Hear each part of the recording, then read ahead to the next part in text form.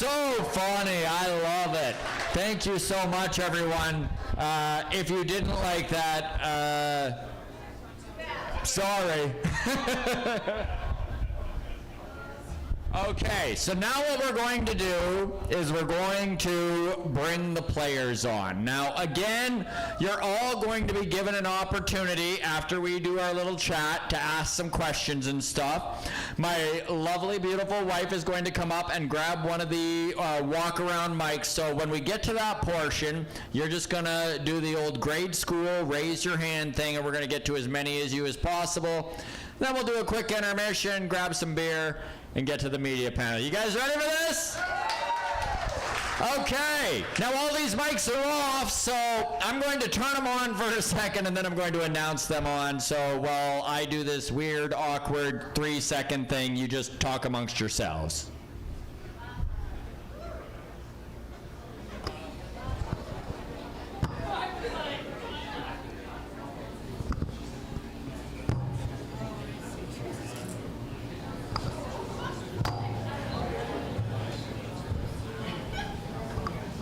Okay, thank you. I don't know, was this one of your beers, Cameron? Yeah, it's the guy. I don't know. All right, folks, really excited to talk some baseball with our panel here. Honestly, I am just a really big fan of this guy, and I truly do believe that we're going to see him make his MLB debut this year. I don't want to jinx anything, but he has been absolutely incredible all spring long. He won, is this sounding weird? Am I like feedback and bad? We're going to take this mic and move it back here. There we go, problem solved. This gentleman won the MVP for the AAA Buffalo Bisons last year. Make some noise, everybody, for Riley Tirotta! Thank you, buddy. Yeah, come on and take a seat here. Representing the AA New Hampshire Fisher Cats. This gentleman, honestly, an under-the-radar prospect, and we're going to hear lots about this guy in the coming year here. Pitched an incredible game against the Detroit Tigers. Make some noise for my good friend Grant Rogers, everybody! Thank you, buddy. Last and not least, catching for the Vancouver Canadians last year and representing your Dunedin Blue Jays in 2024. Make some noise for Aaron Parker, everybody!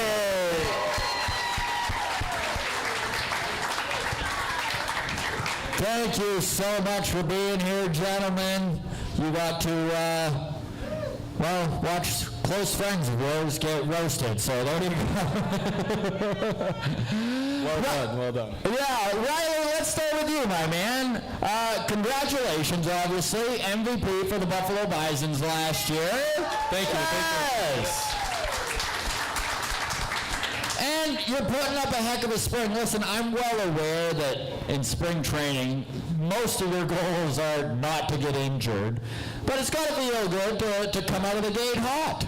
Yeah, I mean, kind of the goal all off season is just to be ready when you show up and have confidence. But like you said, at the end of the day, it's to just get ready and stay healthy and, make sure your body's ready to go. But yeah, if you're having success, it's always fun, more fun at least. Of course, and it's really interesting where you guys are at, because there's such a mental aspect to the game, right? You really do need to kind of block out a lot of things, and we'll go down the line here and talk to you all, because one of the I'm going to move a little closer. Did that make it worse? All right. You know what? I'm sorry, guys. I'm just going to change my mic real quick. There we go. There's the lack of feedback. Now we're good. Basically, what I was going to ask you, Riley, is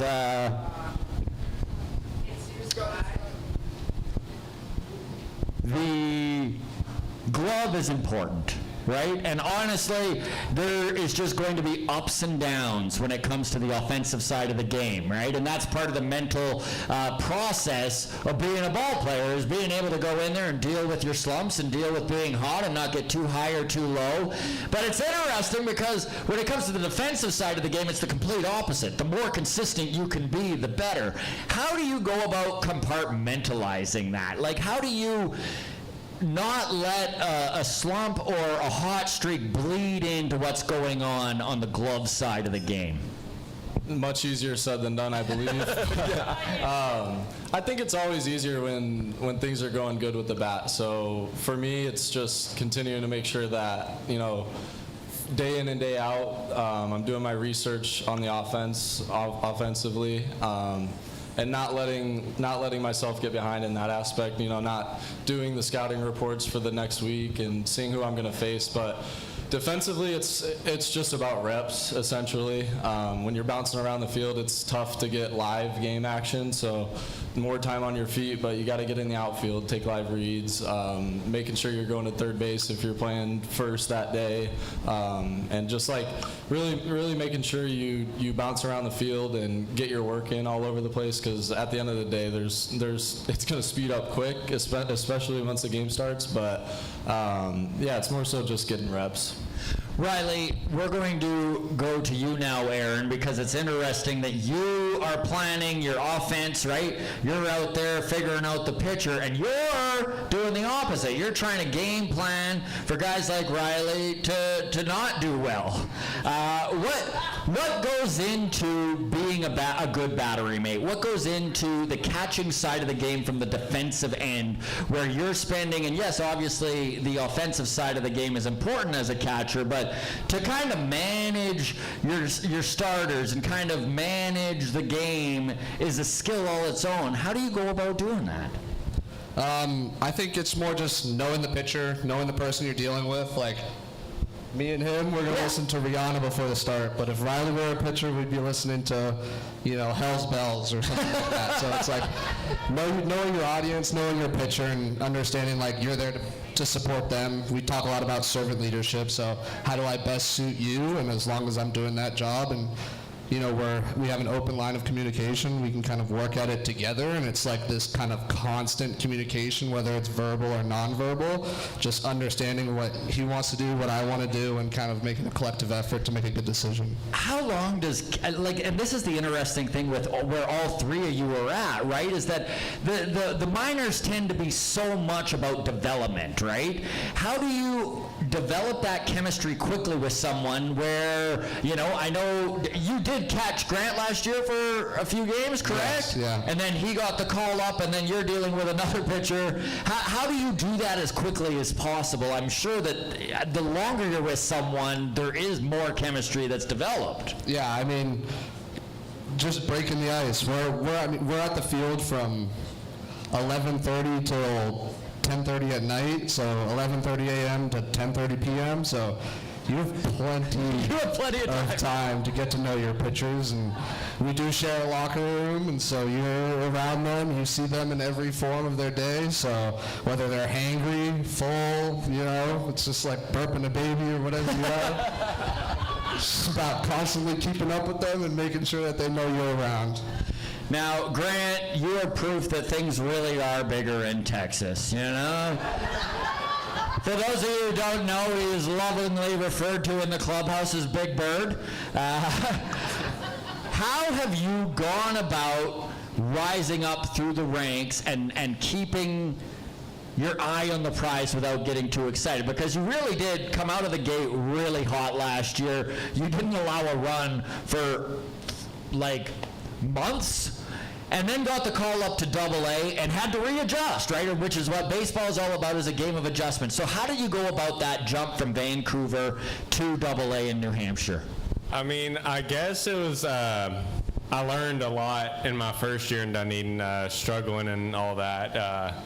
There was a couple games I couldn't even get out of the third inning. It was like, oh my gosh, what am I doing? I need to figure it out. And I think that year was a really big year of learning and getting better.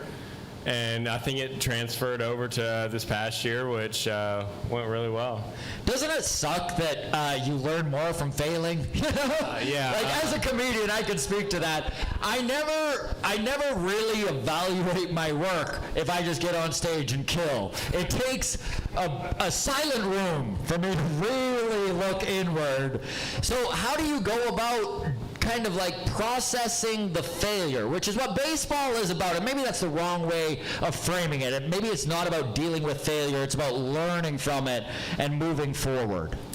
Yeah, I mean, I could be different from these guys, but I really don't think too much into things. I'm really, not much is going on up here. I promise I'm really smart. I'm smart in the books. I promise you. But, I mean, it's just like the next day is a new day. I mean, you can't do anything about it now, the next day. And it's just getting after it and attacking what you want to do the next day. How much does that apply to hitting, Riley? Like, how much you got to be almost a gnat when it comes to your memory? I'm pretty much the opposite. There's a lot going on up there. And it's not all good. So it's really about, being positive. A lot of it is like just talking to yourself the right way when you're going bad, not reading too much into it, but also on the flip side, when you are going good, not just ending the game and going home and being like, yep, that was a good day, trying to figure out what got you doing those things and what's keeping you on that track. And at the end of the day, it's all about relationships, right? And we work with a bunch of different people in terms of video, people who work on the video side of it. So they're keen on the analytics and things like that. So really just keeping your relationships open in that aspect with defensive coaches, both infield and outfield for myself, numerous amounts of hitting coaches, both on the side of the Blue Jays and out of the Blue Jays organization, just people that are close to me and my dad, just things like that. Like talking to people who know you and know what got you there and kind of just get you out of your own way at a certain point, because that's pretty much what I think as a lot of hitters when they go through struggles, it's a lot of the times we are in our own ways, and I could probably agree on the pitching side too. Yeah, well, and maybe all of you can kind of give your experiences here. Aaron, we'll start with you here because you're the newest to the organization. You were drafted in the 6th round in 2024. Give it up for him. Always. What is it like to go from college, to go from NCAA, and then all of a sudden you're playing pro ball? What are the differences that you notice? Because I'm guessing that the analytics provided and the information just, does it become far more? Like, is it something that you are taking a big jump of? Is that something that you need to get used to when you get into pro?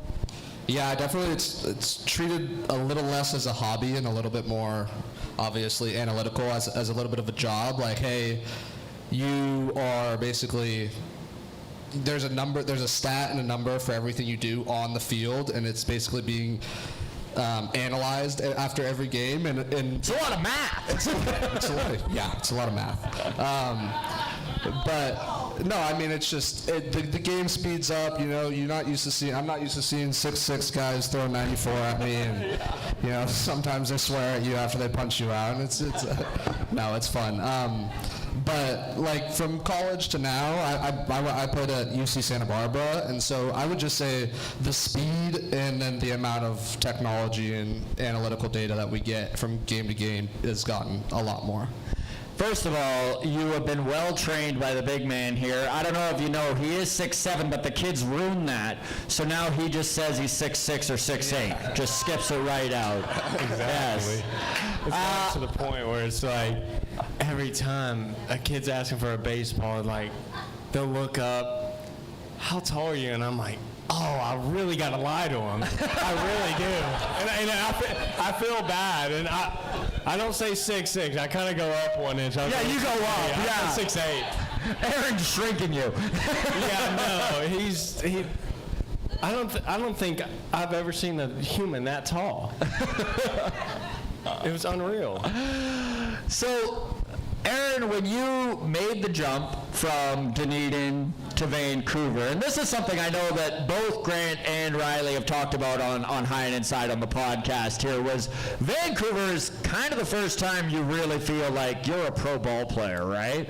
Because that fan base is pretty spectacular. Unbelievable. I mean, it was the first time I was consistently playing in front of 6,000, 7,000 fans, and I'm getting down, I'm walking to the on-deck circle, and, you know, I'm not Canadian, I'm from California, so West Coast, and so Vancouver and West Coast, but they were like, come on, Parksy, and I'm like, Parksy? I've never heard Parksy before.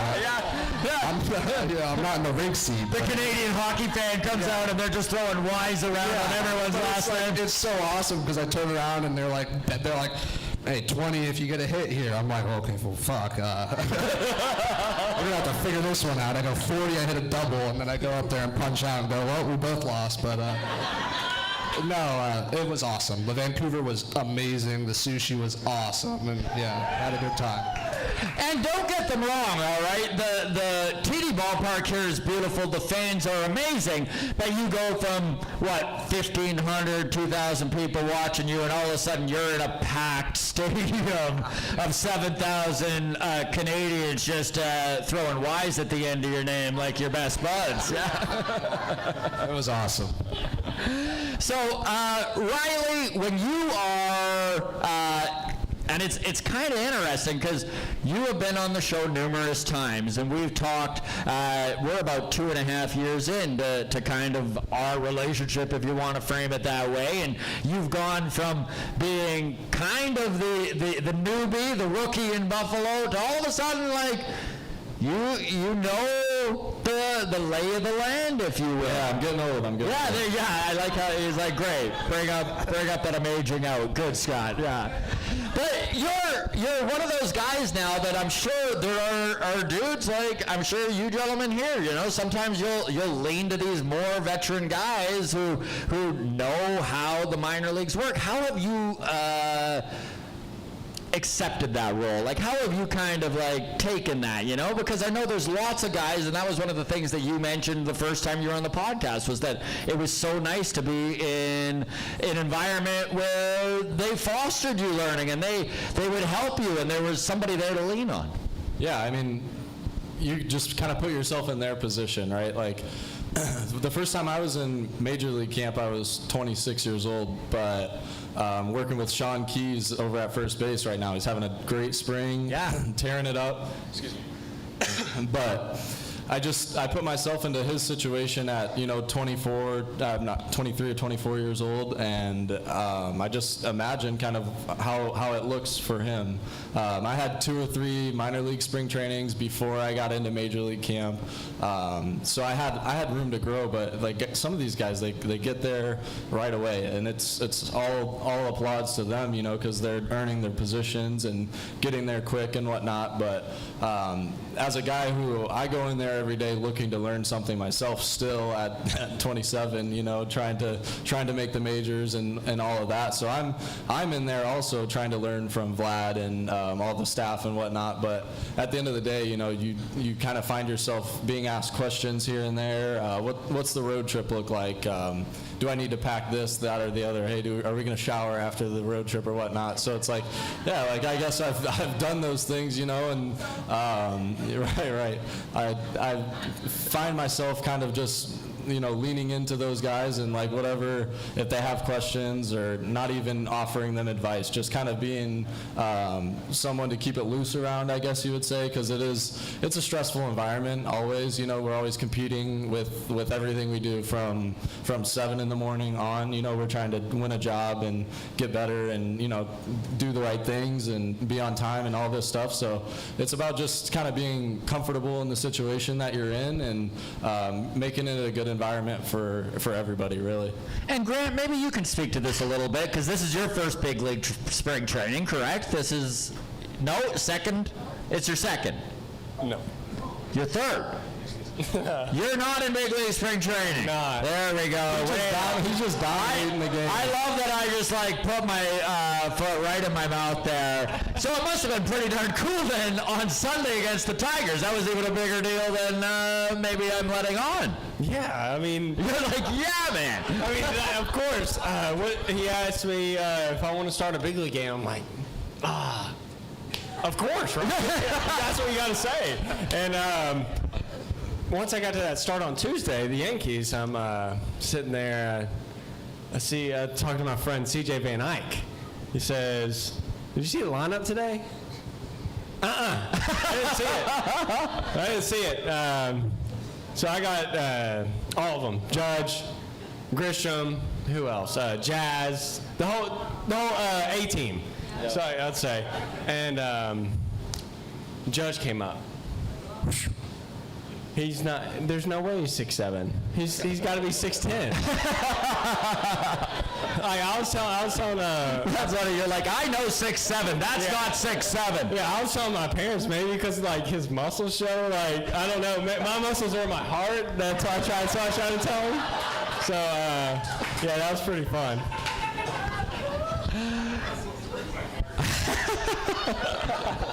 That was good. All right, let's end on this, and then we'll go to the audience here for your questions for the boys here. All right, I want to just talk all of your draft experience just really quickly here because it is such a big moment in any pro ball player's experience here. Aaron, let's start with you. 6th round pick. Did you know the Blue Jays were interested when they drafted you?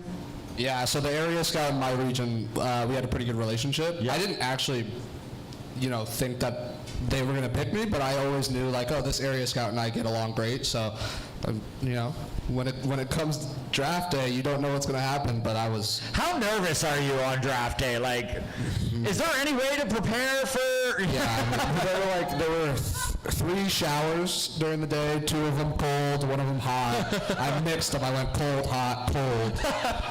And my brother, I have an older brother, 2 years older than me. We played sports growing up. And then I had my dad, who's...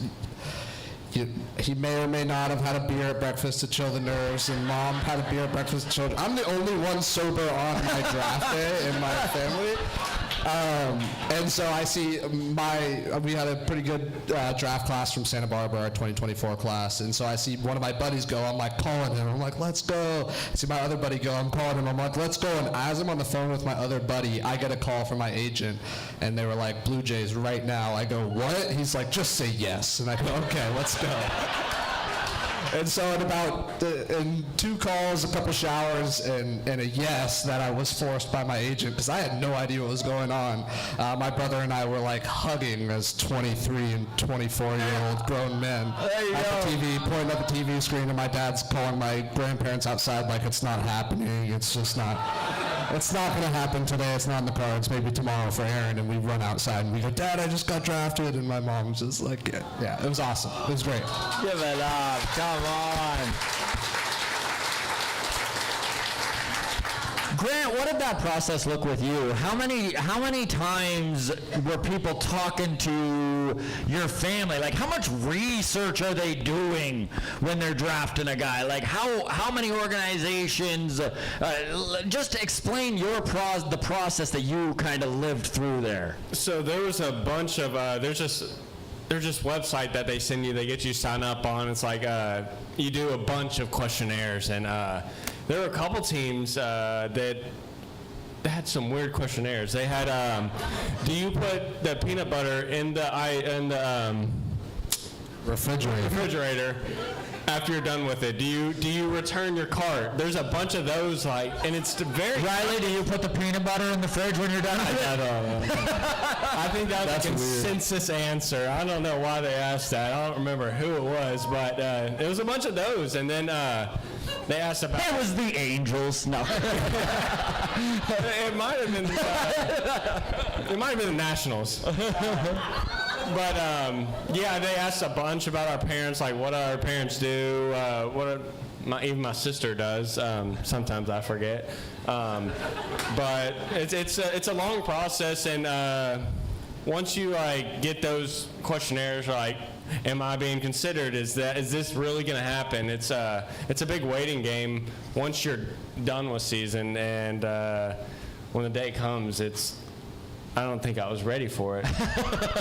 It was surreal, and I was surrounded by all my loved ones, so it was a good experience. That's very cool. Give it up, That's very, very cool. Riley, what does that waiting experience feel like? Where you're just it might happen, but you're waiting for your name. Yeah, you see a bunch of names go across the board, maybe even after you're supposed to go off of the board, right? You get calls, and I remember mine was a little bit longer ago than your guys's, but I just remember being slotted in the 8th round, which is the second day of the draft, and it's towards the end of the day, so you're waiting and waiting and waiting, and kind of just your grandparents are kind of just hanging out at your house, hoping something good happens, and people are trying to just not leave the room when it's hey guys, this could be all day, I don't even know. But yeah, and then the second day of the draft came and went, so we came and went to the bar and started drinking, and but yeah, then the third day came along. I like that. You're we'll just do what Aaron's dad does. Right, yeah. No, we definitely had a few that night, because it was, it kind of feels like it's the end of the world almost, really, it does. So the next day came, and my agent said that there were 3 or 4 teams that called and that they offered X amount of money, and I was just yeah, let's accept it. And he actually said we're gonna turn it down, and my dad was yelling at him through the phone. He was you're not, telling me just to take it at all costs. So I was hey man, Dad, we hired this guy. We all sat down with dinner at him and with whatnot. So we trusted him, and it ended up working out. And like AP said over here, that the area scouts, you kind of gain a relationship with them throughout college, and they come and see you play at different spots. And Tom Burns, I don't know if anybody knows Tom Burns, but he's the best man in the world. Blue Jays, Ohio, Indiana, covers the whole region. So yeah. He's the guy who was Riley Tirotta, we need him. I guess, yeah. There you go. Give it up for Riley, for Grant, for Aaron, everybody. I'm going to call my lovely wife Taylor up here now to grab the microphone. And if you have a question for any of our players here, please raise your hands, and we are going to get to you here. All right. Where are we going? All right. Hands up. Where are we going? Over here. I'll go ahead and break the seal here. First of all, Oh, I didn't turn it on. Sarah, go for it. All right. Well, first of all, thanks for coming out. I think it's on now. Is it on? Oh, here it is. Oh, it's got a. Thanks for coming out here tonight. I'm with the Dunedin Blaze Blue Jays fan community. We've been promoting this show for a long time. I feel like a nervous parent for all of you all now, because we say, "Oh, Riley Tirotta's coming," and Grant Riders. Be like, "Oh, the guy that throws a submarine on." No, the other Grant Rogers, or the other Rogers. But anyway, I'm huge into the humanity of the sport. There's a fence and nets that separate us. I'm sure by the end of the season, you all feel a little bit like zoo animals for all that you have to go through. So thank you all for coming out here tonight. But what I'd like to hear is, what is one thing that you would like fans to understand about the life that you live and what you go through that may make them be less stupid when you're not doing so well? I think everybody should just understand how much of a sacrifice it is, not only for us, but for the people around us. We're gone from, I left home the 2nd or 3rd of February, and I won't get back until late September, hopefully October, whatever, like that. So it's 8-9 months of on the go. Anytime you want to see anybody, they come see you. That's essentially how it is. And it's tough, but at the end of the day, like I said, it's about surrounding yourself with the right people, right? Just making sure, Yeah, right. So just making sure, your friends and family, you're doing the right things in the off season for them. So the off season for us is pretty busy. I don't know if you guys can talk on it, but, bouncing around. I live in Ohio now. Family's in Indiana, so I'm back and forth between Indiana and Ohio, really just trying to see everybody, see old friends from high school, which, I have hardly seen since I've started playing pro ball and things like that. But yeah, it's an ultimate sacrifice. It may look great, and once you start making the real money, it is great. But until then, it's like I've been doing this 6 years, and I haven't seen some of my friends since high school, college, and things like that. So it's a great sacrifice for not only us but the people around us, and coaches, trainers, and things like that. They don't get to go out on the field and do the things that we get to do, but they're putting in just as many hours, if not double the hours that we're putting in, just with all the paperwork and things like that they have to do. But yeah, just understand the sacrifice that we go through, I think, is important, and not only us but the people around us and our loved ones. Grant, Aaron, anything to add on that? I know, Grant, you talked on the podcast about just like managing a relationship while you're also trying to be a baseball player, and all the texting and FaceTimes and stuff. It is tricky to maintain a relationship while you're doing this, isn't it? Yeah, I mean, it doesn't help playing in a wedding as well. Yeah, congratulations, by the way. It's definitely stressful. Being 13 hours away and planning a wedding, and you can't be there, maybe getting a first home as well. It's hard, but then hopefully you choose the right person, which I did, and they understand sacrifices that they have to go through and I have to go through, and it's just nice finding that one person that can do that for you. Aaron, how about yourself, man? I know that you're about a year and a half into this game. You've been playing it all your life, but being a pro ball player, what is some of the things that maybe some of the sacrifices that folks just don't know that you're undergoing?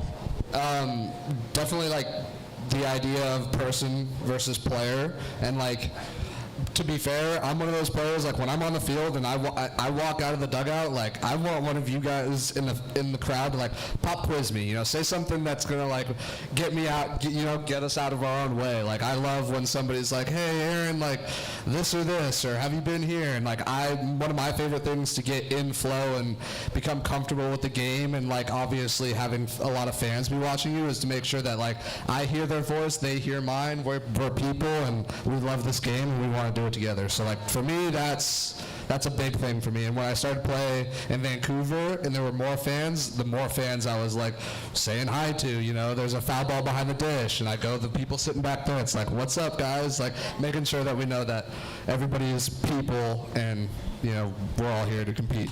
I mean, give it up. That's kind of words to live by, even not for baseball, really. We are just all people, and it's probably good to remember that. Do we have any other questions here? All right, in the back, if we can, here. I'm going. There you go. Run, Taylor. So I noticed that all three of you mentioned your grandparents. So I'm a grandmother of 3 boys, 1, 3, and 5, and I paid for them to play t-ball this summer because I'm a huge baseball fan. I play myself in a seniors ladies league. So can you just talk a little bit about how important your grandparents have been on your journey? Because I know they're important. I don't see them for 8 months, and I make sure to give them a call at least twice, 3 times a week, let them know that I care about them, that I love them, and how thankful I am for them for supporting me in this long season, this long process. Yeah. I'll be quick. My grandpa taught me what it means to win and what it means to lose. And he says, if you score more than the other team scores, you win. If you don't do that, you should try something else. And he tells me from when I played Little League and when I play now, and he still tries to get in every dugout I've ever been in. So please don't stop, because I love to see security push you away.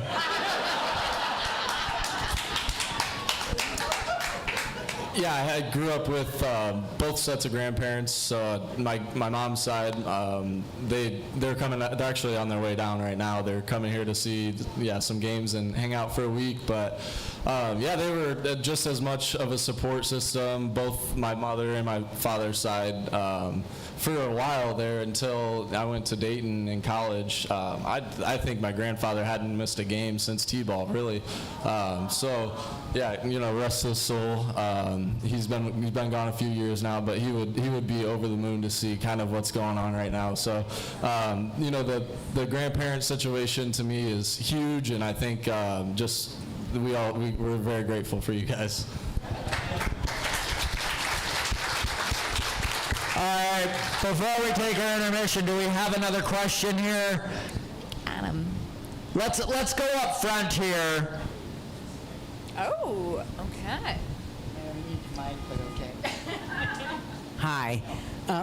Further to what you were saying, Aaron, about your connection with people during the game, I have a big mouth. I have a loud voice. And I'm sitting there and nobody's talking, and the game is going on. Honestly, would you prefer that I just keep the silence, or would you prefer to, I'm always... No, I like seeing you over at 3 games now so far? Yeah, I mean, I'm always positive. Yeah, it's great. It's great. We love it. And, okay, good, then I'll keep doing it, okay? Oh, yeah. That's not stalking. You'll just do it anyway. All right, do we have one more question here? All right, let's go to the gentleman here. How do you guys like Dunedin? How do you like Dunedin? I love Dunedin. Just driving down on the street over here, it's kind of getting bigger and growing, and it's coming together more and more. But like I said, my parents are coming down, and they save up all year. It's the best time of the year for them. So, the streets are great. The restaurant's great. I was actually after the game the other day. We were driving through from TD Ballpark back to the PDC over on Garrison, and the city, people just moving all around the city. Every restaurant was full, so I'm like, I'm not going back home. I'm going to downtown Dunedin. So I called a few guys, and we went over to Drought House and had a meal, and yeah, it's great. We love Dunedin. Grant? I think Pump Dunedin's tires for them. it's like a place I've never been. I think it's such a tight-knit community, and the support we get during spring training, during Dunedin games, I think that's pretty cool how invested everyone is. And I mean, I can walk downtown Dunedin every day and never get bored. Yeah, truly. It is a beautiful city. It's such a fun place to be. Aaron, you've been here the last year and a half. You've been seeing it. I mean, you're off to Vancouver here for last year, but you're familiar with Dunedin. What do you think? Yeah, I mean, I kind of grew up in a town similar to this with, a downtown that has a couple streets. We didn't have the Dunedin Blue Jays or spring training. But day drinking was definitely a thing. So, no, it was good. I mean, it feels like a home away from home on the East Coast, and I freaking love it here. Busing to the stadium and watching, the streets filled with cones, traffic lights, and, everybody's piling in to go day drink and watch baseball. So it's awesome. It's very comforting, and I love the weather here, obviously, especially this time of year, and we love to fish and play golf, and what's better than Dunedin spring training, fishing, and playing golf? Honestly, I so appreciate all 3 of you. Aaron Parker, Grant Rogers, Riley Tirotta. Give it up, everybody! That has been our player panel. I could not thank you guys enough, and I honestly, from the bottom of my heart, I'm cheering for you guys so frickin' hard. You guys, you got big things coming. All right, everybody. One more time as they leave the stage. Give it up for them.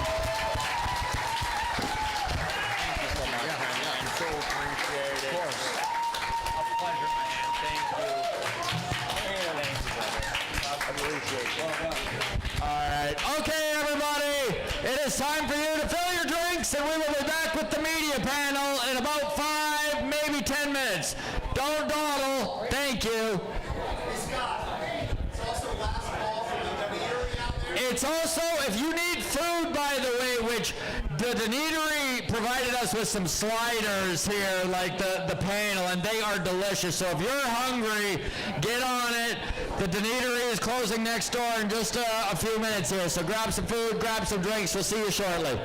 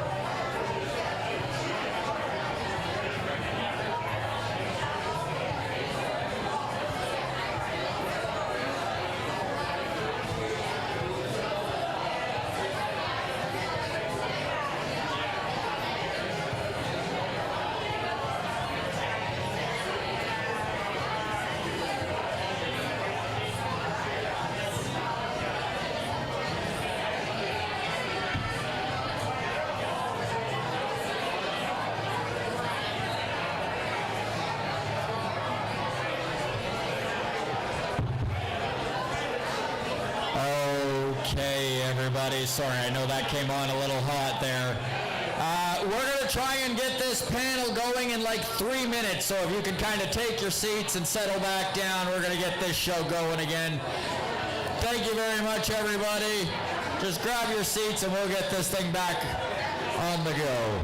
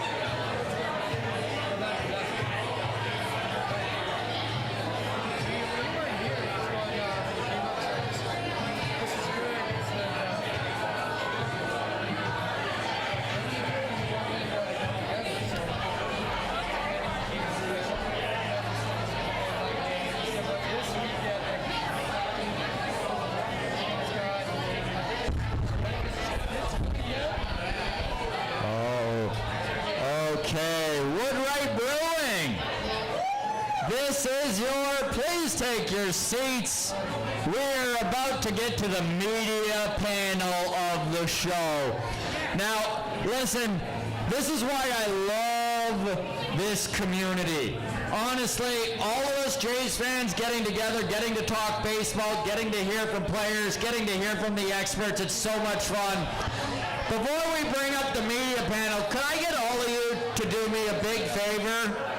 Okay, and Grant's going to cut the music here. We're all going to sit back down. I do want you to, one more time, give it up for Cam and Angelica starting the show off with the roast. It honestly was so funny. I need you to give it up for Aaron, Grant, and Riley one more time. Listen, the truth is, every single one of these guests are volunteering their time. All right? And it means the world that they're here. And it goes to show you how much the Blue Jays fan community means to them, that they'll come out and foster this. One more time for everyone you've seen on the show so far. Now, we've talked about the players' experience. We roasted last year, and it's time to look forward at what 2026 holds. And of course, we've got some of the best analysts following this team to do so. So I need you all to show a lot of love. And I also need you to, when you have your questions, hold on to it, because we're going to try and get to as many as you before the end of the night as possible. All right? You guys ready to go? All right, let's start with a couple of gentlemen here that honestly I consider close friends. These two guys started their podcast back in 2020, and my goodness, the amount of work that they have put in, the amount of time and love that they have given to this team and just to their podcast and to the fan community is absolutely incredible. And they are now covering the team here in Dunedin. They've been to the player complex. They're on the field talking to players. They basically made it. The boys from Blue Jays today, Nick and Adam, give it up, everybody.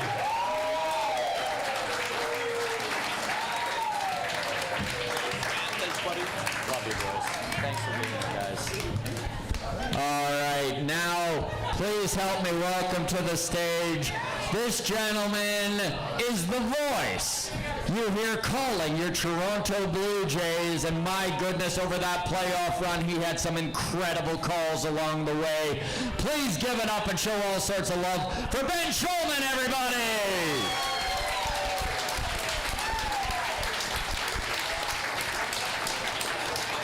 Thank you, Ben. Appreciate you being here, man. All right. This gentleman has been covering this team for a decade now, a decade plus. And we are all very lucky to have him here, a mainstay at Sportsnet, the one, the only, from At the Letters podcast, Ben Nicholson Smith, everybody!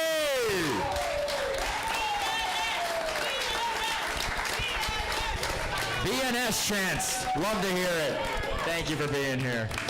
All right, last and definitely not least, and this gentleman has done Baseball Town more than anyone, and I always appreciate his time, and nobody knows a good beer like my good friend here. Writer and analyst with MLB.com, author of The Franchise, about everything Blue Jays. Give it up for Keegan Matheson, everybody.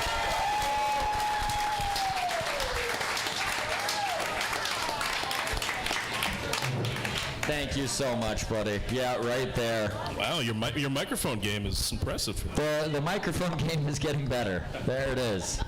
Okay, let's start with and listen, we are going to look ahead, obviously, but we're all here to celebrate the 2025 Blue Jays, and we're going to start here with you, Ben Nicholson Smith, that is. We're little confusion here.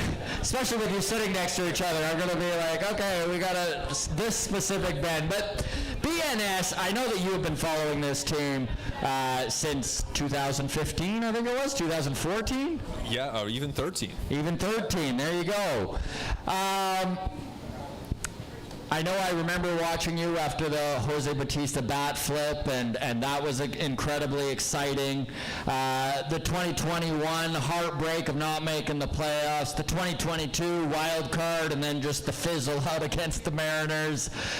What did it mean to you? And I know you try so hard to be objective and not put fandom into it, but to watch what this Toronto Blue Jays team did, a team that you have covered for 12 plus years in 2025, that had to have been crazy. Yeah, it was wild. And yeah, first of all, hi to everyone, and thank you all so much for being here. Thank you. Great to see such a great turnout, and the player panel and everyone else who came before. Awesome stuff so far. So happy to be joining the discussion here, Scott. And yeah, it was unbelievable. I mean, it's a team that I've watched my whole life and covered for a long time. And like you said, you try to be objective about it 9 times out of 10. If you're talking about, or even more, 99 times out of 100, if you're talking about whatever it is, what they might do in the, with Melky Cabrera to go back, or, what they're going to do with David Price, or whatever the case. Like, you're not really invested in the same way. But then once they were in the World Series and I saw, how much it meant to so many different people, then it did take on a different kind of level of meaning and significance. And it was incredibly cool. By far the coolest thing that I've ever covered and the most memorable. And I know, Ben, we talked about this when you were on the podcast a few weeks ago, just your call of the Springer home run, and just what an incredible moment that was for Toronto sports fans. Were you able to separate, were you able to stay objective, or did you get swept up a little bit? I think you naturally get swept up in it, especially I think if, like so many of the people who are covering the team, you grew up following the team, and before I worked around the team, your relationship changes when you work around them. But I was a great fan of this team with kind of the black and silver jerseys. Maybe not the greatest era of winning of all time, but Alex Rios and Roy Halladay and Rod Barajas and Travis Snyder and all those guys. Those are my heroes. And Lyle Overbay. And every 2 different Molinas, but maybe not the best one. But we got the other ones in town. There was, so for me, kind of like BNS said, during the season, especially too because there's a bit of a day in, day out routine to the season, it doesn't feel that way. But you start realizing how much your friends are into it and your family is into it, and people are texting you in the middle of the game, and it just meant so much to people. Also just to the country, and I think how much pride, that everyone has in the team, and being Canadian that many of us have, being able to cover a team that's able to represent the country on a world stage like that, it's hard not to. And probably that moment when Springer hits that home run in particular, I was not staying calm. I was attempting to not fall out of the booth or swear in excitement or do something. I mean, we're not a part of it. We're on the outside 100%, and it's the players who do everything, to be clear. But to think, when they go to the World Series, we get to go to the World Series, and so it's a pretty special moment. And I'm forever indebted to George Springer and everyone else on that team who gave us the opportunity to cover something that was so incredible. And Keegan, I know that you managed to miss 2015 and 16 and started covering this team as they were rebuilding. Yeah. So it must have been pretty exciting to cover a team that, and listen, winning is a process. Does that sound like Ross Atkins here? Am I doing a good Ross Atkins? It's a process. But you know what? No one has had to eat their words more about Ross Atkins than everyone who covers it, because it turns out it is a process. To watch this 2025 team and watch them do what they did the little kid baseball fan in you come out a little bit? Yeah, a little bit. I'm always so youthful and bubbly to begin with, but it's I'd cover the team. I came around after BNS started covering the team, so I missed 15 and 16, like you said. So I had never covered, I'd never covered a playoff win, and I've been around a bit, right, which is weird. And I I remember, like, I give BNS credit for this, and like I remember listening to you doing a show when you were talking about kind of like experiencing how like people around you start to care about it and how meaningful that is. And I think I went a little too far down the road of like, I can't care about this, I need to be cold and hardened. And that was a mistake, but it's cool. And like Ben said as well, like it's the people around you give a shit. And that's really cool, man, because it's not like another sport. You know, like my sport where I let myself be a nut job fan is the NFL. But if the Packers are on a run, that's one night a week. And I've got 6 nights a week where I'm not doing a thing, right? In baseball, it's very special. It's every single night. It's momentum, everyone you work with. And all of you, I'm sure, in your offices, your friends group, you're viewed as the Blue Jays guy, the Blue Jays girl.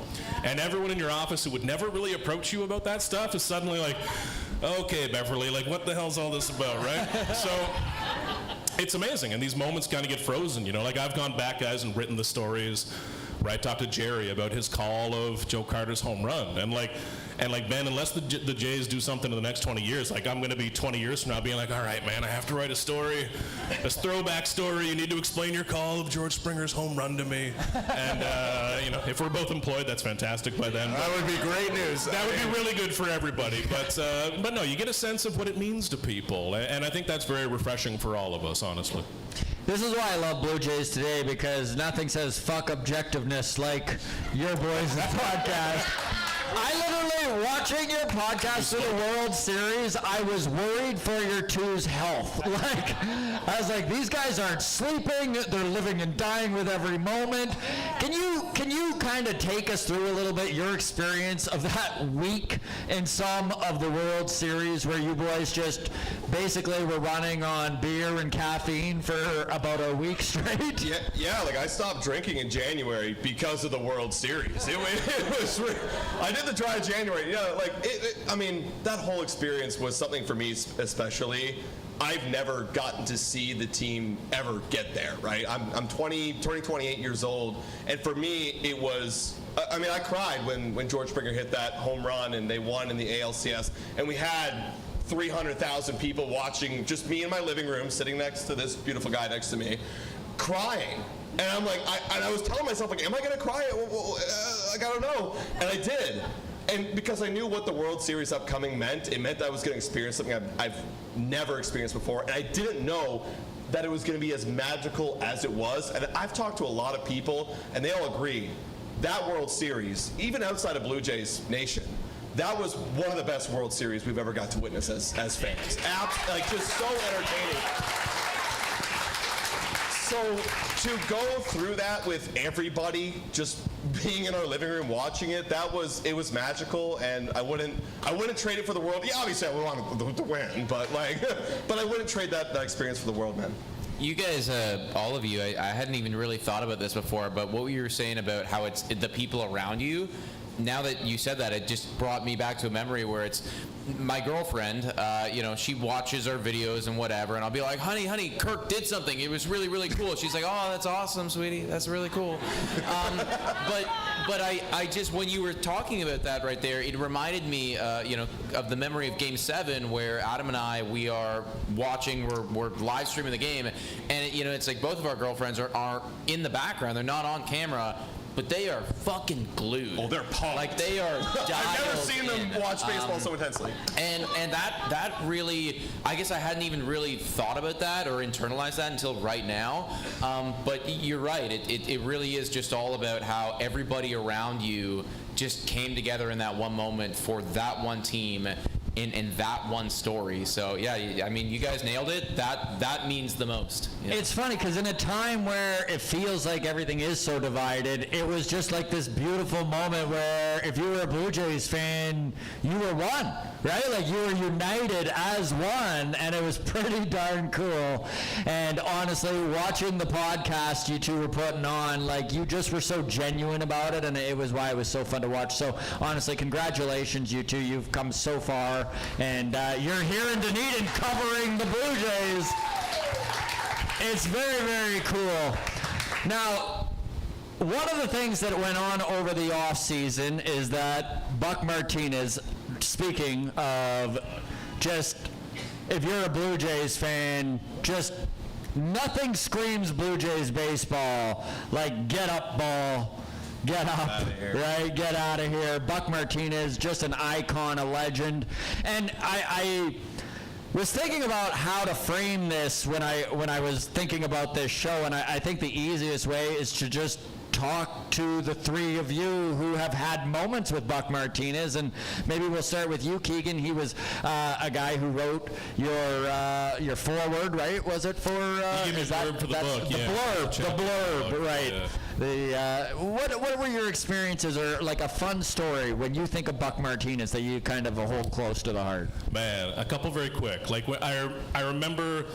Like a question I get a lot when I talk to classes or do podcasts and stuff is like your favorite interview, and it was talking to Buck for my book up the way at Hog Island Fish Camp, and we had lunch one day for like 2 hours. And this man's memory of baseball in his life is spectacular, as the guys can attest to. Like, it's amazing the stories he can tell. And I'll remember that lunch for the rest of my damn life. And I would have said that before he retired too. Buck, when I came in, like the way I measure people in our industry is how they treat people who are new. And there's a lot of assholes. Who are they? You can guess. I don't know. But not everyone is welcoming, right, to the new kid who's nervous and doesn't know how the world works. And Buck immediately treated me like I had been there for a while. And if Buck is being like that to you, you feel like you fit, and that's extremely important. I texted Buck just the other day. I was at a baseball card shop because I'm just very cool, and I'd found some old Buck cards, and I found a 1971 Buck Martinez card. And I texted him a picture of it. I posted it online. And I said, hey, this guy looks like a power hitter. And he texted me back immediately. He goes, I remember that day, 1961, Yankee Stadium. I caught this guy. I was like, Jesus Christ, Buck, come on. So he knew who he caught that day at Yankee Stadium in a season where he played like 9 games. So I love Buck. I'm so happy to know Buck. And man, I am going to be so happy when I cover him being added to the level of excellence. I hope that day happens. Yeah. Agreed.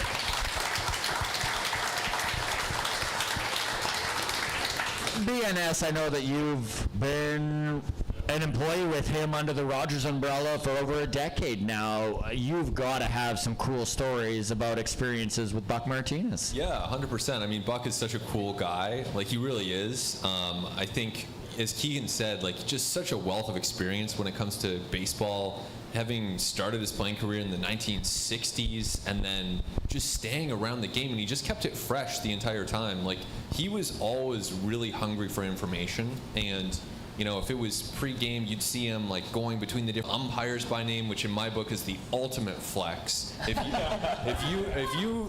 you see an umpire in street clothes and you say, "Hey Vic," or you know, like that's when you really have made it in baseball. So Buck, I mean, he was there, you know, decades ago.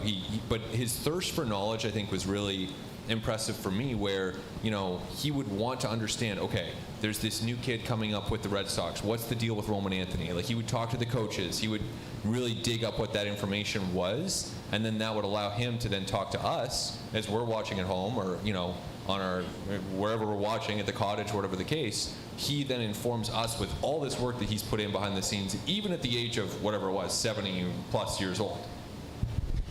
Ben, one of the cool things about the fact that you call games for the Blue Jays is that you are following in some very big footsteps.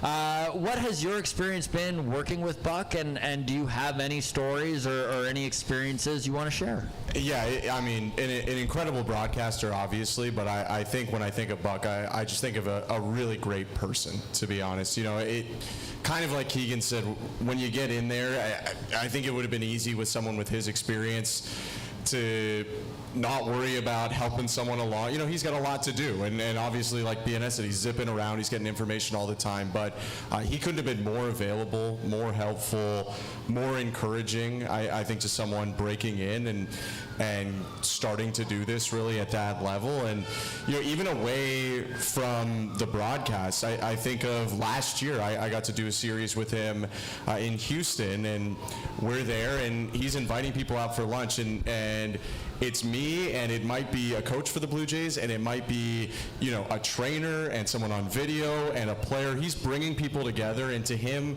you know, everyone, he's so larger than life, but it seemed like he thought of himself on the equal level with everyone else, when really all of us were looking up to him, I think, in a huge way. So really one of the great thrills of my career, maybe the greatest so far. You mentioned the George Springer home run, and that's awesome, but getting to work with Buck Martinez is number one, I think, and something that I never even thought I would have the opportunity to do, and just so grateful that I got to do it for a couple of years. Ben, I'm trying to remember. I put it in the book, and I'm misremembering the story, but I remember it was a couple springs ago. It's probably my favorite Buck TV moment, and you would... loose details. You had done a couple spring games with him, and then Dan came in after you. Yeah. And he opened the broadcast by just opening up, "I'm Buck Martinez. Ben, you've aged terribly." And then he just started the broadcast. It was just so goddamn good. It was an all-timer.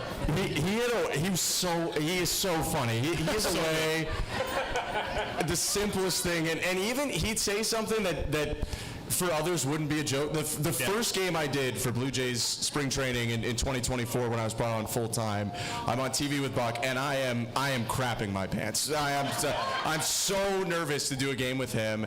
So much so that I go to the player development complex and to the ballpark over the span of 4 hours before the game and don't realize that I didn't bring my scorebook, maybe the most important thing. And I'm sweating and I'm nervous. And it's about an hour and a half before the game, and I turn to Buck and I go, "Buck, I don't know what to do. I don't have my scorebook." And he goes, "I guess you should probably go get it, Ben." And I just died laughing, and he immediately, broke all the tension of it, and he found the right times, I think, to rib you in a friendly way and then pick you up as well. It's just the best, Buck Martinez. Buck's the best. He really is. Let's look forward now. Let's talk some 2026. And one of the cool things about all 5 of you on this panel is that you're getting to see spring training, and you're getting to get some on-the-field experience with some of the guys coming up. So my question for each one of you, and you can each pick your own thing, and Adam, we'll start with you at that end. I know you were down on the field just yesterday getting some interviews in. Are there any spring surprises? Do you want to make any long shot, what's the word here I'm looking for? Predictions? Thank you. Wow. Hot takes. No, just corner their ass. Yes. Hot takes. Let's do it. You can just take over from here, Ben. Well, Scott, okay, you know what? I'll go with this. Now, being on the field didn't help me formulate this answer, but this was mine coming in. I really think that Jeff Hoffman deserves another chance. I really do. Like, you look at the stuff, yes, you can look at some of the metrics, and like, I'm just saying from my perspective, what I see. I would love to dive into more like what he actually does in terms of his game planning and how he wants to attack certain like batters, left, right. But from my perspective, he has really good stuff. Just from looking at the numbers, yes, he does get barreled up really hard, but that's kind of effectively it. You see stretches where he'll go on for a month. 3 up, 3 down innings, strikeouts, it's over. Like a month straight. Even you saw it in the World Series. It just so happened that final game kind of stained what a great run he was on. I loved what he did in Philadelphia. Maybe it was nerves. I don't know. I'm speculating of when he came over here and he's like got the expectation to be the guy every day for the Blue Jays. I want to see what he does in year 2, and I think we got to give him a little bit more leeway in that and give him a chance. So my hot take is that he's going to bounce back and be a great closer that we expected. Yeah. That's my hot take. Nick, spring predictions. I don't know if this is necessarily a prediction, but I guess I'll go back a couple days and say that I'm very frustrated with myself. So we were at the Player Development Complex on Monday, and John Schneider was speaking, and this was the first day that Max Scherzer arrived to camp. And I want you guys to all understand, this is the first time that Adam and I have ever been to the Player Development Complex, and it was the first time that we'd ever actually been in a media scrum at all. So I didn't really know what to do. I just pulled out my phone and started hitting the record button, hoping that we were catching anything good here. And so I recorded like 9.5 minutes of him just speaking.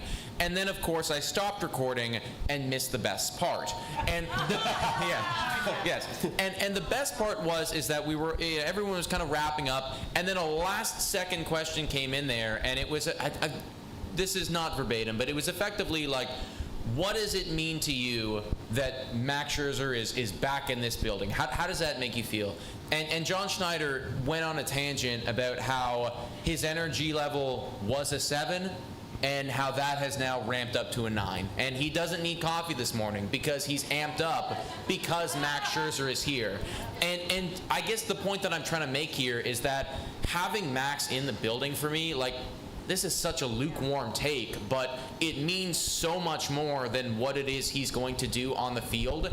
And when your manager is out here saying, like, I'm amped to go to work today just so I can be in the same space as that guy right there, because that guy is amped to be here. Like, that means so much. And everybody who is, whether you're a definitely locked-in starter or just a fringe guy on this team, I mean, if you see Max Scherzer show up to the player development complex or a game or anything, and he's giving it 11 out of 10%, 110% all the time, like, you are giving 110% all the time. So I suppose the lukewarm take that I'll say is Max Scherzer doesn't need to pitch a single goddamn inning for me, and he still is going to have an epic impact on this squad. Love it.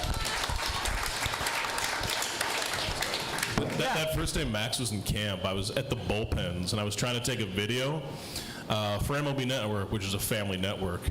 And I'm like, so I'm taking a video of him up against the fence, and he throws his first pitch, it's good. Like, I know what a good video looks like.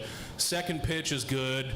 Third pitch is a ball. And he goes, fucking motherfucker. I was like, Max, Jesus, I can't submit this anymore. And I kept trying to get a 30-second snippet without him motherfucking his own pitches. And I couldn't do it, man. It's wild.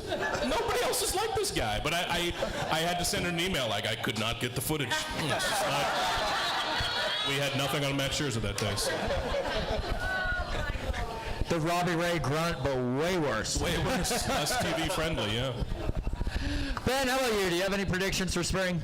Sure. I mean, a little bit maybe different than, or not as publicized as Max Scherzer, but one of my favorite spring stories is always guy who's had success, maybe a year or two hasn't gone well for him. He's in camp on a minor league deal, most likely, trying to recapture it. And to me, every time Eloy Jimenez swings his bat, he smokes a ball. Every single time. And I don't know that he'll break camp with the team. I have no idea. I think he's in the mix for it. But I just get this feeling that at some point this year, he's going to come up and hit a home run to change a game. And I think that watching a guy who has obvious talent, really obvious talent, and just has not been able to stay healthy enough to produce the last couple of years, seeing him healthy, seeing him confident in what he's doing, and he really seems to love the organization. He was with the Blue Jays for the end of last year, decided to come back to the Blue Jays again. I believe, don't quote me on this, I believe there is not an opt-out potentially in his minor league deal, or at least that was... I think that's right. I think that's right. So that, you know, that's a guy very committed, I think, to the Toronto Blue Jays, and not worried about whether it's going to happen right now or if it's going to happen later in the year. I think that at some point, I guess my bold prediction would be that he hits a home run or 2 or 3 that ends up really mattering to the Blue Jays this year. And I think it's awesome for a guy that has had some really tough luck over the last couple of years. I really like that because I've been such a wet blanket when it comes to Eloy Jimenez. I just keep being like, it's not going to happen, and he just keeps making me eat my words every game in spring. So I like that prediction. How about you, BNS? Do you have anything prediction-wise? Well, I'll throw out one lukewarm prediction and one slightly hotter one, and we'll see. So the lukewarm prediction would be Vladdy and Team Dominican. They're going to win the WBC. Okay. Yeah. It's a stacked line. I was covering Team Canada today, so I guess I shouldn't say that too loud. I would love to be wrong and see Canada win it, but exactly. So, but that lineup is so stacked. So that's my lukewarm prediction. Slightly hotter, Max Scherzer 2026 All-Star. Oh! And it's only... I like that you said slightly harder. Well, it's only slightly harder because I'm kind of going in through the side door on this one, which is I think it'll be like one of those Miguel Cabrera, Clayton Kershaw, career acknowledgement type. Right. But I think he pitches in the game, and I actually think he'll do pretty well in the game. So that's my very specific hot take. Very cool. How about you, Keegs? I like it. I was also way off when I thought they'd slow ramp him up. Like, he makes $1 million every 10 innings. Like, well, no. I think that by, not to start the season, but I think that by like July, Kazuma Okamoto is going to be everyone's favorite player. I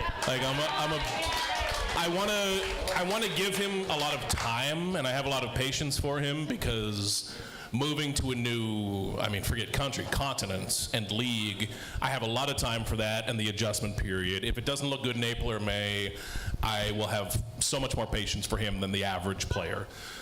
But it's been so cool, guys, like to be around him, and like we have so much Japanese media in camp. Like they're away now for the WBC, but like early days of camp, like there were days where it was 10, 12, 15 members of Japanese media. And like we're just used to seeing each other every day, so it's refreshing, I think, like across the board.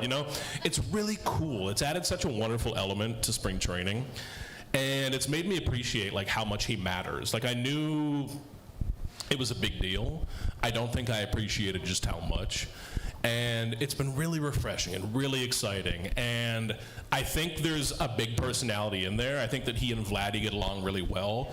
And I think that's such a unique relationship because Vladdy, like going way, way back, broadly speaking, Vladdy knows how it feels to be the golden boy coming from a different country, not sharing a language, right? And I think that's an important relationship. And I love what I've seen from them so far. I think it's going to be cool as hell when he pops, because I think he's going to pop. And he's probably the player I'm most excited to watch in the WBC, like Okamoto. Like, I do agree that Dominican's a great pick. I like that. I like it a hell of a lot more than USA. But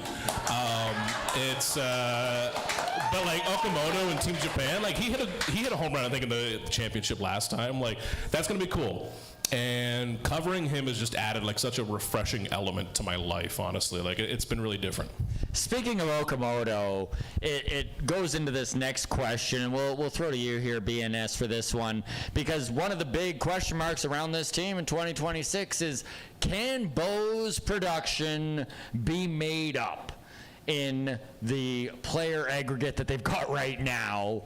And obviously Okamoto is going to be a big part of it if they can. What do you think, looking at this team, and I know that spring isn't enough to actually judge, but just looking at the team on paper, can they still be maybe not an offensive juggernaut, but can they do enough? Can they be a top 10 offensive team in this league?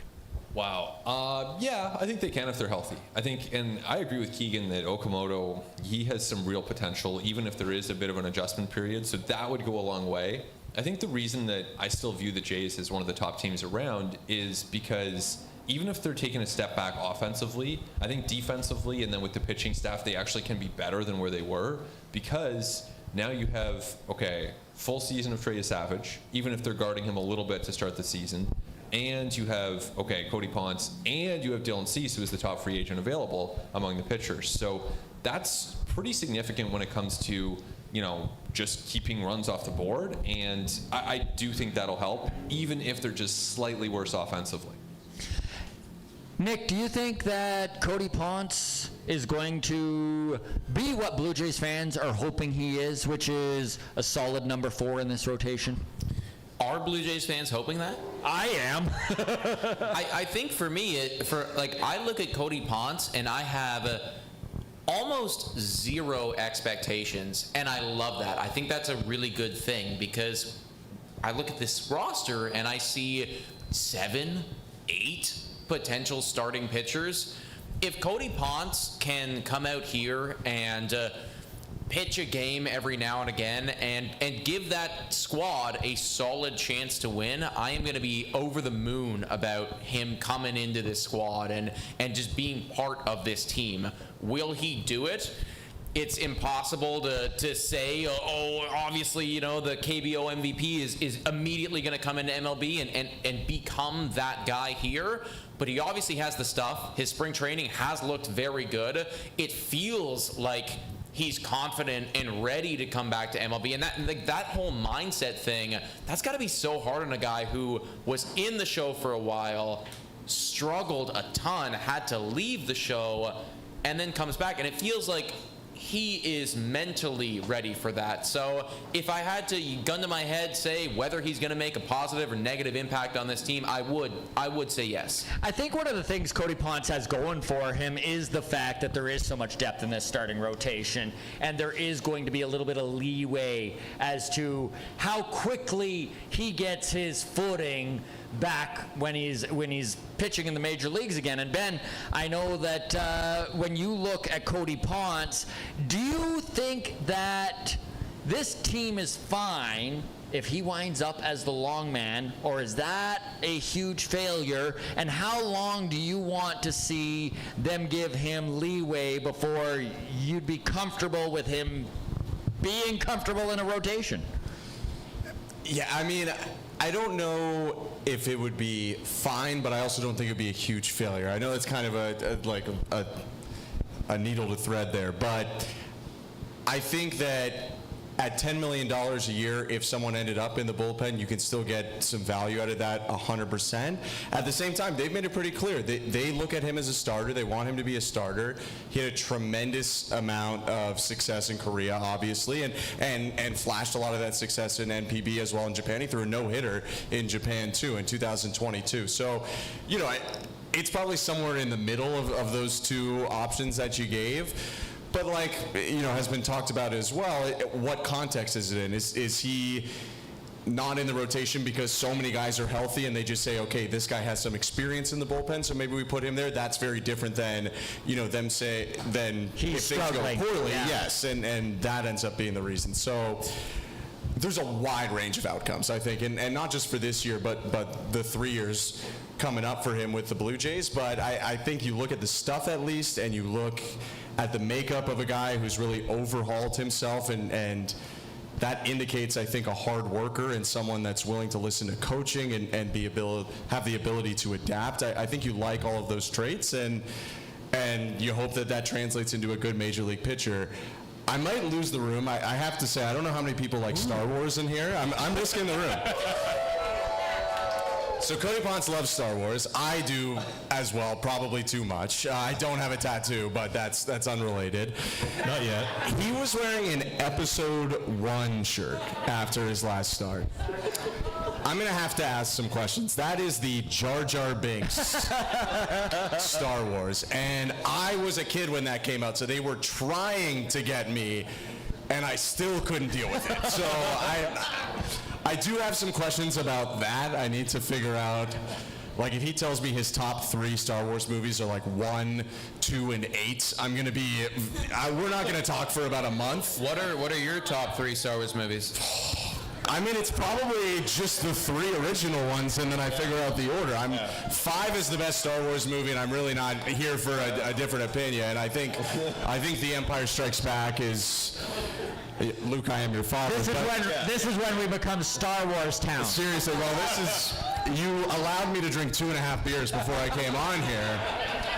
So I've thought through a lot of stuff right now. Which one is Chewbacca in the most? Which one? Well, you know what? The weird thing is in 3 you finally meet the rest of the Wookiees. So I guess it's up to you on what you're looking for. But I would go 5, 6, which I know isn't super popular, then 4.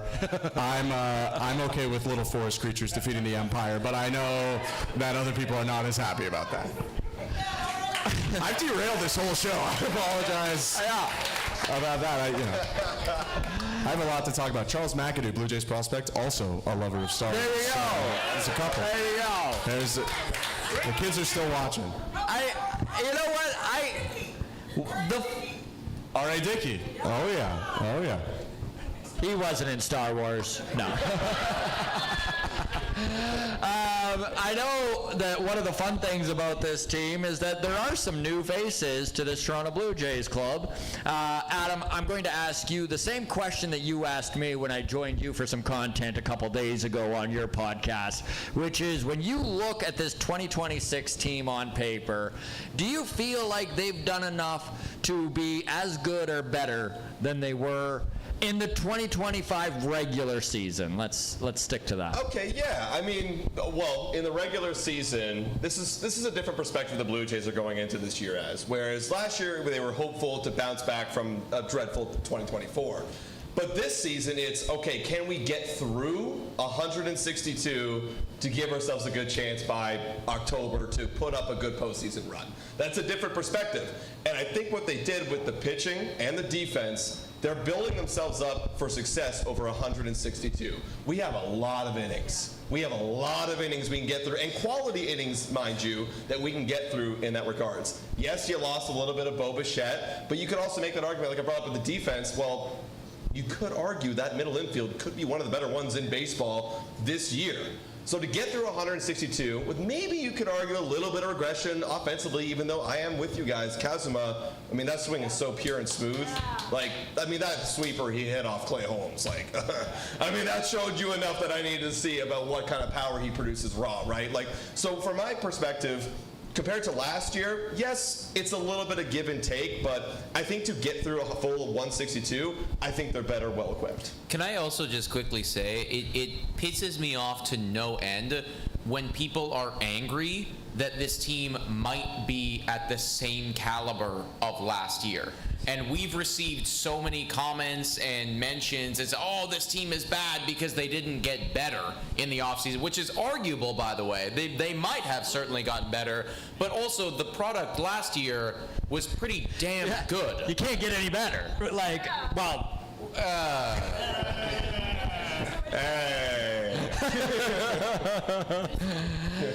Okay, so we are now going to go to audience questions in just a second, but before we do that, I'm going to throw to you here, Keegs, because I think one of the wild cards that could really be a difference maker for this team is fan favorite Joey Loperfido was moved a few weeks ago for Jesus Sanchez, who honestly, from the left-hand side, has a ton of power potential.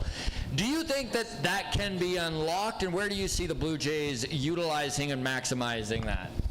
Yeah, I love the Sanchez trade, honestly, and he was so happy to talk to us, man. Oh man, like he came out all smiles. To quote David Popkins, beautiful smile. Okay, it's weird if I say it, but if I'm quoting someone, it's fine. But he came out and he was just a light bulb, man. Like he was so excited to be there. He walked in with Vladdy that morning. They go way back. I think even beyond the minor leagues, the Dominican. But the Blue Jays have a lot of outfielders who are big leaguers, and they have enough of them. Even if the Sanchez trade flops, I really don't care. You know, take a swing on a guy who might pop, might be a platoon masher, might hit 25 home runs if it all works. And I really like what they're doing with him, which is kind of letting it rip, you know? Like David Popkins had this good quote that got like way over aggregated, and you know that's another rant for another day. But about how in Houston they were trying to minimize weaknesses, and in Toronto they're trying to lean into his strengths. It's not a shot; it's just a sentence. God damn it! And I like what the Blue Jays are doing a lot. I like that they are trying to get into his power because it's really special. Like his power is wild. Like if you really stretch, there's some kind of like Teoscar-ish parallels there where the bad days will look bad. Yeah, like they'll look bad, but he'll have a great smile while he does it. He will. It's the personality will be there, but the good days will be spectacular. And the way I look at the Jays team now is that, I mean, between now and the end of September, we're probably going to be covering a team that's in a one-game playoff race on September 20th or whatever. You know, just fast forward me to there. If you can find a player who can steal a game or two along the way, hell yeah. Like that is incredibly valuable, and more valuable to the Blue Jays than it is to almost any other team. So I love the Sanchez trade. He's probably the player I'm most interested in other than Okamoto going into the season. Yeah. Because he's an unknown, he's a wild card. Maybe it doesn't work, but maybe it really works and it looks really cool against right-handers. Couldn't agree more, and I also am very excited about Jesus Sanchez. Honestly, Adam, Nick, Ben, Keegan, give it up, everybody. I love this panel. All of you are so generous with your time, and there you go. Yeah. Oh. I would take another beer. I The really good one that you guys are really known for. Award winner. All you are so generous with your time. So we're now going to, do one of you want to pass one of your wireless mics down to Taylor here, and then one of you can share depending on. All right, we're now going to throw to the audience here. I know we're a little over time here, but we're still going to try and get to as many as you as possible. Let's go with some people we haven't heard from right up front here. That's nice and easy. Hi guys, thanks so much for being here. This is just great to see you all in person. I listen to all of you all the time. It's great. Thank you. What do you think is the most probable platoons this year that the Blue Jays are going to be using? Oh man, isn't it like a 5-man, 3-way platoon? Right? It's tough. Of like Barger, Okamoto, but that's slightly attached to right field. The most probable platoon is lefties in there, and Davis Schneider, I think, plays left field. Yeah. Right? That's because he's a righty hitter. They have a lot of lefties in And the Sanchez outfield. and right against Sanchez. righties. Yeah. Yeah. But then beyond that, you get into the third base conversation of like, I think how often they play Okamoto is the big variable, in all of this. But I feel like a lefty masher is the missing piece. And I feel like I've written about and talked about Davis Schneider as the lefty masher, and I believe in that, but the numbers last year didn't exactly represent that. And I still want to believe in it, but like I feel like there's kind of like a wrinkle left in that. I don't know. Yeah, it was interesting. I mean, last year, his first year, that awesome 2023 season, he mashed lefties, absolutely destroyed lefties. But last year, he actually hit right-handed pitching better, and so I do think you're right there. I mean, I wouldn't predict necessarily a move coming up. There's not that much time left in spring, but if ever there was a move left on the board for the Blue Jays, it might be someone kind of, obviously he is a team, but like an Andy Ibanez kind of guy where you don't necessarily need to play them all the time, or a Rob Refsnyder kind of guy, former Blue Jay, who just crushes lefties. Rob Refsnyder, the wildest BP you'll see in your life. It's bananas. The man has incredible power. But yeah, it's a weird group, where they have 14 outfielders and approximately 3 infielders. It'll work somehow. Do you guys think that there's any way that Eloy Jimenez can play his way onto the opening day roster? Yeah, I think so. I think it's possible, at least. I mean, they're looking for power, I think. I think it's fairly obvious in some of the moves that they've made in the spring. I mean, it wasn't that long ago that Danny Burgers hit a home run off Garrett Cole and homered his way onto the roster and, gave us an incredible experience early in that season. So, Eloy Jimenez hits a couple more homers. I mean, it would not be unrealistic at all, I think, for him to make the team. I'm going to say I don't think Eloy Jimenez makes the team. Sorry. Scott here to really dampen the mood. I really have a wet blanket when it comes to Eloy Jimenez. I'm sorry. Be positive. I mean, it's not that negative. I just think that he'll contribute later in the season. It's not that positive either. That's true. Okay. All right. Another question. Who do we have here? Sir, in the little Vladdy shirt. In That's the Born awesome. Ready Vladdy shirt. I have that same shirt in black. Thank you. Hey guys, so I just have a question on your thoughts on the bullpen. Obviously there's a lot of options that they have now, and they've signed a lot of these guys to minor league deals and the Rule 5 guys. Who do you think is going to be like a big impact this year in the bullpen, outside of like the Hoffmans and the Varlins? I was going to say Varlin. Yeah. But, Tyler Rogers. Obviously Rogers, yes. Love that man. I think, okay, again, maybe I'm just like a big fan of the bullpen guy bounce back narrative, but I truly think last year you saw what happened to Brandon Little, where he was utilized a lot early, and he was great early in the season. I think then it was hard for him, at least from an outsider looking in. I would love to see some of the guys who have been around the camp a lot longer, what their thoughts on this is. But it felt like it's tough to make that adjustment mid-season when your best, like your wipeout stuff is incredible, but when you start to get a little bit predictable early in the counts, I believe his 0-2 percentage of his breaking ball was 100%. So at that point, the book's out on him. I'm curious to see if there's going to be a little bit more emphasis on diversifying the lefty usage against some of the lefties and the other team's batters. If that's the case, maybe that lowers the amount that people have to see him, the book's out on him. I know he's developing some new stuff this year as well.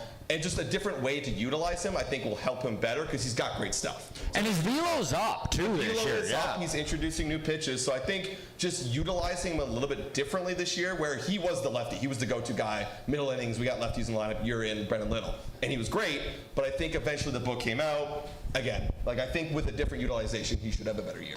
Yeah, I think that's a great point about Little for sure. So he'll be in that mix. I think it's going to be tough for the Rule 5 guys that you mentioned, Bastardo and Miles. Just, on a contending team, always kind of uphill for those Rule 5 guys. They have big stuff. I don't know that the command is there so far. And then I think, too, as of now, when they have all these different starting pitchers who are progressing well and, knock on wood, pretty healthy, then there's probably a window for maybe it's a Lauer, maybe it's somebody else, to be in that bullpen among the 8 relievers as even though they are a starting pitcher. Ben, BNS, do you like Eric Lauer out of the pen? Can you see him being a dominant force? And maybe that's the wrong way of framing it. To be a useful piece? Yes. Yeah. I would say somewhere between useful piece and dominant force is where Eric Lauer sits. Yeah, exactly. That's how we talk about BNS, too. Yeah, right. So, yeah, I think he can probably deliver that level of, like we saw last year. I think he's a really good pitcher, and, he's probably got, 80 to 100 innings in some capacity for this team with, ERA around 4. That would be pretty good. That'd be great. Absolutely. Right here.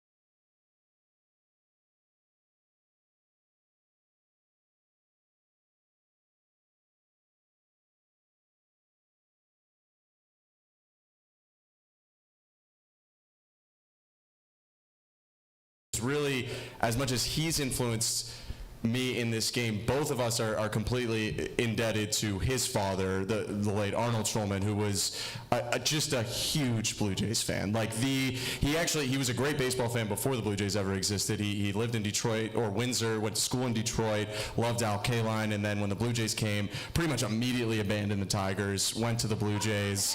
I was with him as a fan in 2015. He had already seen the Blue Jays win 2 World Series, and when Jose Bautista hit the home run, he cried in front of me, which is the only time I really ever saw that, especially at that point in his life. So it just, to have that and kind of those moments, to circle back to the beginning where you do step outside of it for a second. I mean, those are are moments I know that both of us are going to cherish for a while. So that stood out to me the most. But honestly, there's so many moments in that run. Even mentioning the Blue Jays winning at Yankee Stadium, I think sometimes with how far they went, people forget that they went to the Bronx and beat one of their big rivals there. And Andres Jimenez homered in back-to-back games in Seattle. And there were so many moments it felt like they were down and weren't going to get off the mat when they went down 2-0 against Seattle at home. And it was full of moments I'll never forget. Too many to remember. It's good that I took some pictures because it was incredible. Really, it was.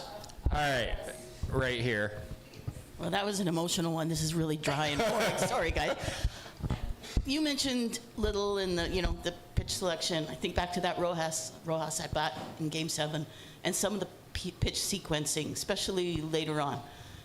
Do you think bringing Butera in is an attempt to kind of assist in that regard, or is he just another experienced voice that has a lot to add?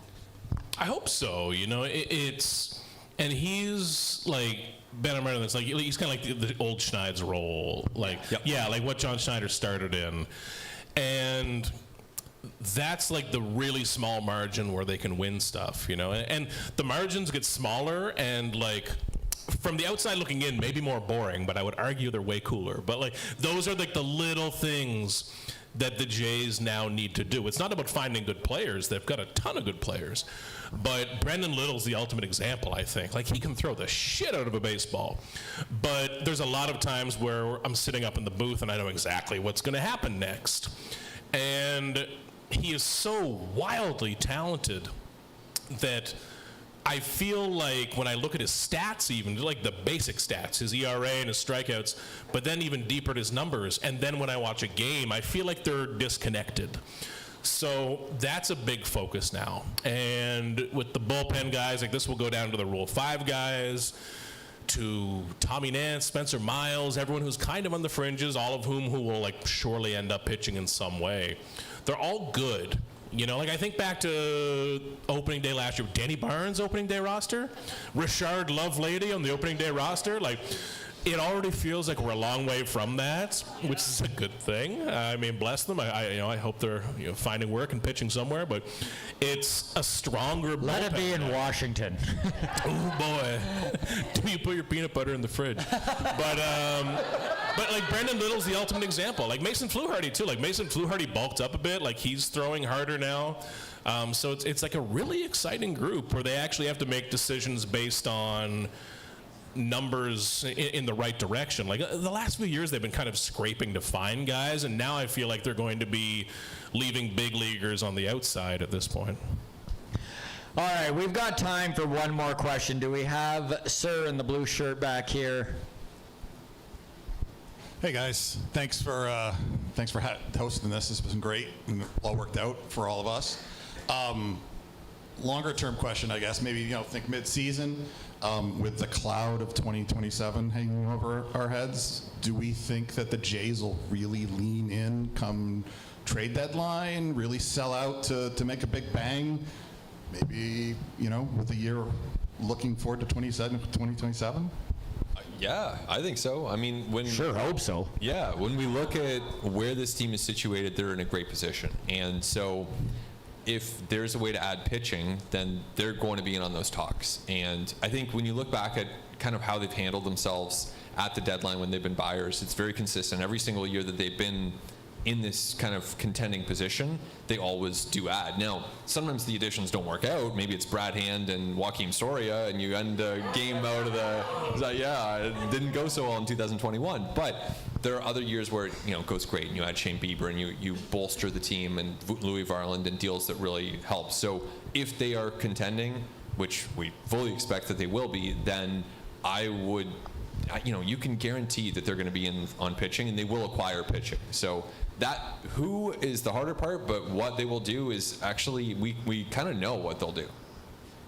It's probably a good time to be a team with money, Seriously. And it's, before we get ahead of the conversation of how they're going to sign Turek Skubal a year from now, but Please aggregate me. But like, you know, if you are going into labor uncertainty, speaking intentionally vaguely here, like it's probably a good time to be a team with money that can kind of beef up and go at this, you know. And when you look at last trade deadline, when they dealt, what was it, Cal Steven, Kendry Rojas, Jerron Watts-Brown, those guys were ranked 5, 6, and 10, I think, at the time. And like the Jays haven't screwed up a trade yet in this era. Now, they've not all been perfect, but they have not done, like, what was it, Fernando Tatis Jr. for James Shields? Yeah. Was that it? Like, yeah. You can really screw up a trade when you're trading 18 and 19-year-old guys, right? And they haven't botched one yet. You know, like, I think they've all at least returned pretty solid value, but that's an interesting conversation, actually. Like, when we get to the trade deadline, and if it still feels bad like it does now, definitely, man, like, does that motivate you to just push in even more? Like, I think so.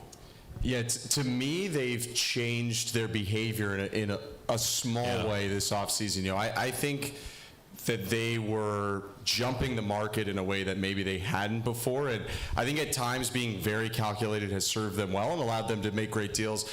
Like, you know, Kevin Gausman's contract is in its final year. I think that's been a fantastic contract for both sides probably and for the Blue Jays. But, you know, I think that they are committed to getting back to where they were and doing more than that. I think that they are going to throw everything at this team right now. That's at least the behavior they've had so far. They've taken on a lot of money, whether it's free agents or even when you look at that Jesus Sanchez deal. I mean, at least, you know, I'm not in Houston, but the word coming out of Houston was that they just weren't willing to pay more after taking on some bigger salaries. The Blue Jays seem to be a lot less worried about that. They are more worried on what the product's going to look like on the field than the size of the payroll right now. And again, it just makes me think back to when I was a kid, and at times, you know, God bless them, they ran a 21st or 25th payroll in baseball, despite, you know, being in one of the biggest and most prosperous and greatest cities in the world. And now, you know, I think that they're really starting to use their might in an awesome way. It is tough not to be optimistic when you see how aggressive they were